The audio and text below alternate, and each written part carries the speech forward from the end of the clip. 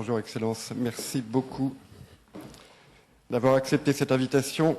Je me permets d'ajouter, indépendamment à vos fonctions et aux remerciements de votre présence ici, le fait qu'il m'a été donné en tant que directeur de la rédaction du Figaro d'avoir accès à certains éléments qui font que je peux vous assurer, et certaines personnes le savent ici, que le chèque a rendu à l'État français et à nous tous, dans des périodes de crise aiguë, des services que la diplomatie, avec ces mots prudents, qualifie d'inestimables. Je n'en dirai pas plus.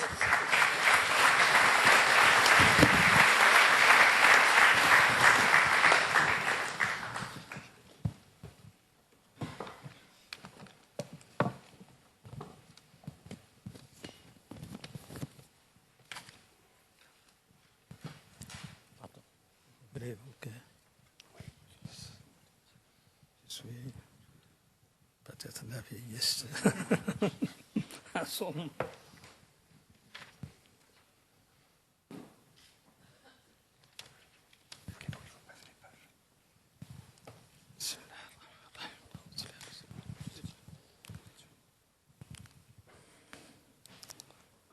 الحمد لله رب العالمين اللهم صل وبارك على سيدنا محمد وعلى آله وصحبه وسلم. السلام عليكم ورحمة الله.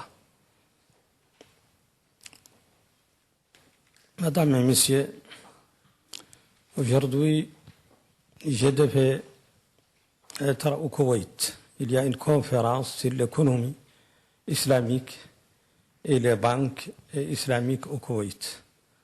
Mais je préférais être ici parmi vous, étant donné l'importance de cette place et l'importance des questions abordées ici. J'ai opté finalement pour être parmi vous ici en France.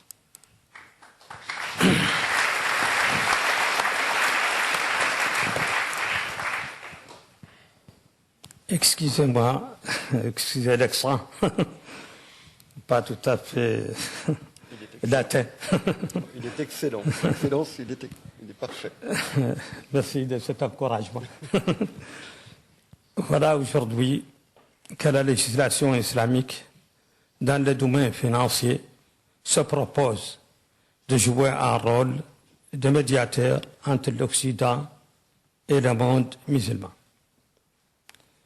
On dirait qu'elle reprend le rôle de l'algorithme ou encore de la philosophie islamique, ou plutôt gréco-islamique, avec Al-Khwarizmi et Averroès, Ibn Rushd, qui avaient tenté à leur manière de réconcilier les deux mondes antagonistes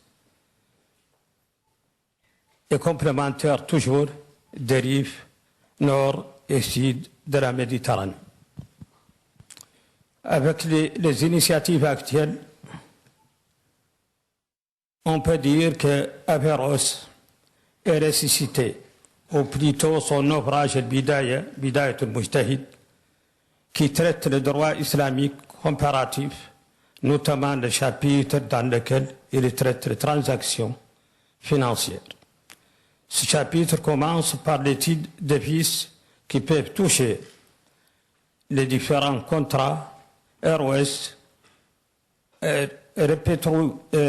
répertorie 5 types de vices contractuels se référant à la fois du livre saint et de la tradition prophétique, à la logique et à l'expérience humaine qui détermine ce qui est l'intérêt général. Ce travail accompli par Ibn Rushd à Averroès est un rapport au développement de la charia islamique. Permettez-moi donc de rappeler la définition de ce terme qui semble combien problématique de nos jours.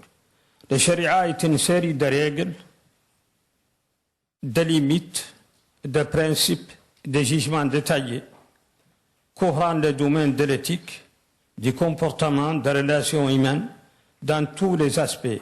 Ainsi, son corpus se compose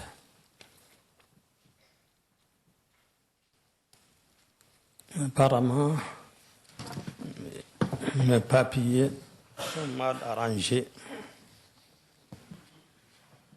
fondements dogmatiques de foi, des éléments de culte et de règles définissant les différentes transactions entre les membres de la société. Elle illustre la manière de joindre le principe moral à la bonne action, la valeur éthique aux pratiques sociales, économiques, de faire de la solidarité un fondement de relations humaines. Ainsi, la jurisprudence islamique, dont l'objet d'étude et la ressource d'inspiration sont les textes révélés et la parole du prophète, ainsi que la raison et l'expérience humaine au fil des siècles, utilise de meilleurs outils d'explication, d'interprétation des textes, à savoir les outils d'Aristote, la déduction, l'induction et l'analogie. La jurisprudence n'est pas le résultat d'une simple lecture herméneutique des livres saints, usant des règles de la linguistique. C'est une approche rationnelle et pragmatique. Au cours du 8e siècle chrétien, les jurisconsultes musulmans ont intégré le patrimoine philosophique grec dans la science de fondement de droit musulman au sol fiqh. Ceci est notamment évident dans les principes qui font de l'intérêt général, des coutumes, des conditions géographiques, des sources de législation. Cette intégration, entre autres, fait de la jurisprudence musulmane fiqh une compilation exceptionnelle de lois, une encyclopédie vaste de doctrines, de pratiques législatives et une diversité d'écoles et de méthodes unies par une source et une référence principale, la foi et la valeur religieuse. Le résultat de cette offre de cet effort est une législation islamique basée sur des principes clairs, se distinguant à la fois par une application rigoureuse et une souplesse qui nous permet d'évoluer en même temps que la société et les lois positives, notamment dans le domaine de l'économie. L'un des outils développés par le Sharia dans le domaine de l'économie et de la finance est le contrôle de la compatibilité de transactions avec Sharia l'islamique. La compatibilité de Sharia avec la compatibilité des transactions bancaires avec le Sharia. Ce contrôle se fait sur 3 étapes. Un contrôle préalable, un contrôle d'accompagnement et un contrôle de suivi. Pourquoi un contrôle? Pour 3 raisons principales. Premièrement, pour s'assurer que les banques et institutions financières respectent les prescriptions de la Sharia et donc le choix fait par le financier qui y investissent. Deuxièmement, pour assurer les clients sur la compatibilité de leurs différentes transactions avec la religion, donc renforcer leur confiance dans l'institution financière. Troisièmement, pour débarrasser l'institution financière de toute gêne ou doute quant à l'utilisation de tel ou tel instrument financier ou investissement, leur facilitant ainsi la création de nouveaux produits financiers. L'organe qui assure le contrôle doit adopter les règlements et les statuts qui gèrent l'institution et participent au développement de la stratégie et la politique de l'institution. En fait, la présence d'une autorité ou un conseil consultatif en matière de compatibilité religieuse n'est pas facultative ou complémentaire. Une institution financière dont le statut stipule qu'elle respecte le Sharia doit se doter d'un organe qui contrôle la compatibilité de ses opérations avec la loi religieuse musulmane.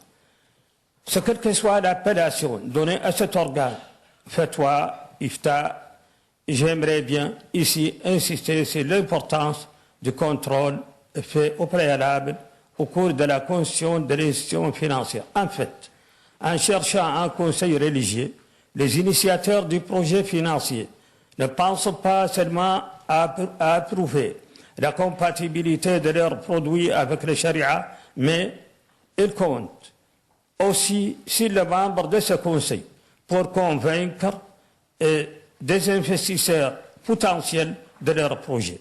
Pour cette raison, le porteur de projets de finances islamiques font appel à des érudits spécialistes, merci bien, spécialistes de Sharia reconnus et déjà membres de conseils consultatifs de plusieurs banques et institutions financières islamiques. En pratique, les initiateurs du projet financier présentent au conseil religieux un prototype de statut, de plan de développement d'activités déjà utilisés par des institutions similaires ou même des institutions qui n'ont aucun lien avec la finance islamique.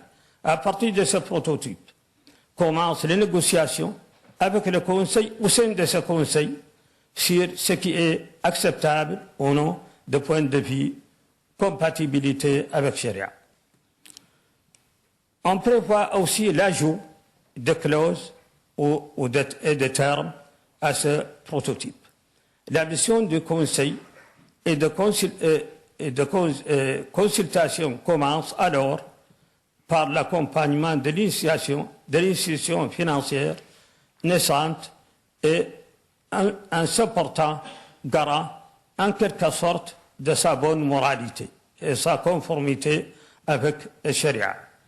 Cette attestation de bonne conduite, entre guillemets, est renouvelée à la fin de chaque exercice financier sous forme d'un rapport plus ou moins long présenté au conseil d'administration de l'institution afin de s'assurer que le choix de conformité avec Sharia est maintenu et respecté.